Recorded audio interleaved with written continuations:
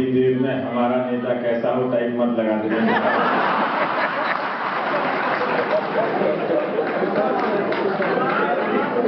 मुझे नहीं पता था आप जैसी आवृत्ति निकालो कि आप अच्छे तो हैं लेकिन इतने मजेदार हैं आप लोग, ये नहीं पता था। गुजराती है भाई।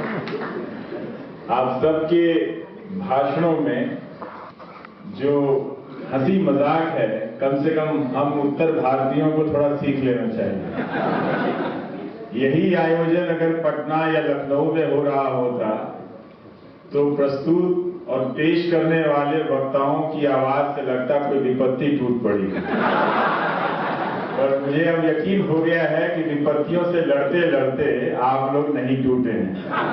बहुत बहुत शुक्रिया आप सभी का, मुझे इतना प्यार देने के लिए। मेरा दिल भर गया, मैं क्या बताऊं।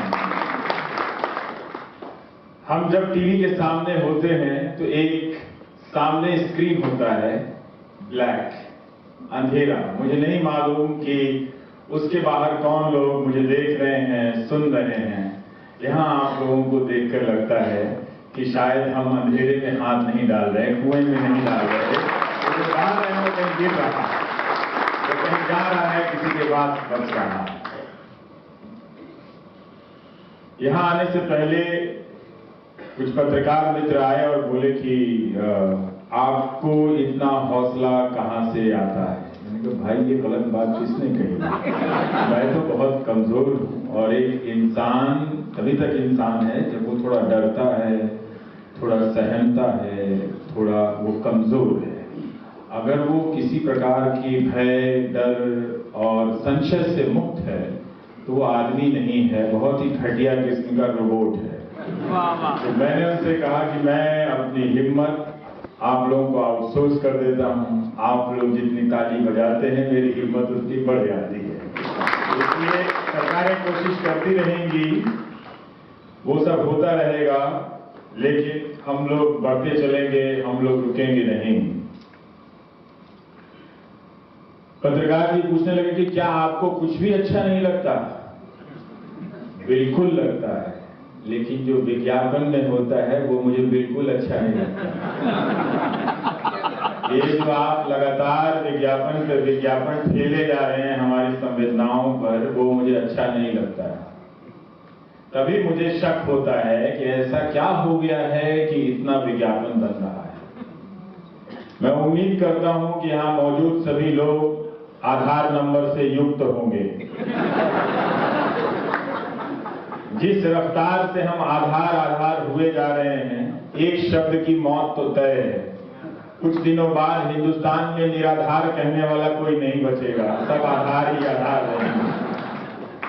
तो आधार नंबर से लैस होंगे। एक दिन ये भी सरकारों को आइडिया आएगा कि जो खिलाफ हैं, जो अलग हैं, जो किनारे के लोग हैं, जो हाशिए के लोग हैं, वो किस सभा सम्मेलन में जा रहे हैं और किसे सुनने जा रहे हैं, अपना आधार नंबर जमा कराएं, ताकि इससे उनके जगह जगह जाने की सारी प्रक्रिया पता चले, रुचि पता चले। जो काम फेसबुक के जरिए होता है वो अब सरकारें भी कर रही हैं। ये काम क्यों कर रही हैं? क्योंकि उनके पास काम करने के लिए काम नहीं है, इसलिए कर रही हैं। जब सरकारों के पास बताने के लिए कुछ नहीं होता तो दो चीजें होती हैं, विज्ञापन की मात्रा बढ़ जाती है और नियंत्रण की तरीके बढ़ जाते हैं। ये तभी होता है जब सरकारों के पास, क्योंकि वो आपसे जानने लगती है, जानना चाहते कि आप क्या सोच रहे हैं, कि खिलाफ तो नहीं सोच रहे हैं, कि हवा पलट तो नहीं जाएगी। तो इसलिए सरकारें उसमें सक्रिय हो जाती हैं। मैं बड़ा हैरान हूं कि इतना आधार क्यों हो रहा है। हर दौर में हमारे नेता हम लोगों के सामने एक संजीवनी बूटी ले आते हैं। कभी कहते हैं गरीबी हटा दो, कभी कहते हैं लाइसेंस राज हटा दो, फिर कहते हैं सुधार करो, फिर सुधार 2.0 सुधार करो, फिर कहते हैं हम आधार लेकर आओ। चारों तरफ आधार लगा रहे हैं। आधार गांव में हम लोग देखते थे कि बहुत सारे लोग होते थे, वो एक छोटी सी लाल रंग की एक पतली सी किताब रखते थे, उसमें लिखते थे बबलू को 2.5 रुपया, गुड्डू को पजामे के नाड़े के 1.5 रुपया, है ना, बाल कटाने के 1.25 रुपए। तो ये शाम को आगे जरूर अपना हिसाब लिखते थे। तो मैं कहता था कि चाचा काहे के इतना सारा लिखते रहते हैं, इसका क्या फायदा है? आपके पास 100 रुपए है, आपने जो खर्च किए, जो बच के वो आपके हैं, इतना अलग अलग क्यों याद करते हैं?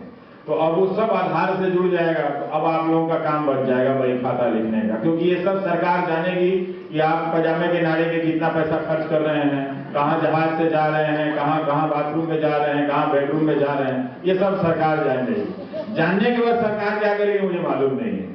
तो ये सारी चीजें चल रही हैं। और जन्म प्रमाण पत्र तो ठीक था, मृत्यु प्रमाण पत्र में भी आपने जोड़ दिया साहब। बताइए, हमारे मरने के बाद भी आधार अमर रहेगा। अगली लड़ाई इसी बात पर होने वाली है कि बताओ आत्मा अमर है कि आधार अमर है।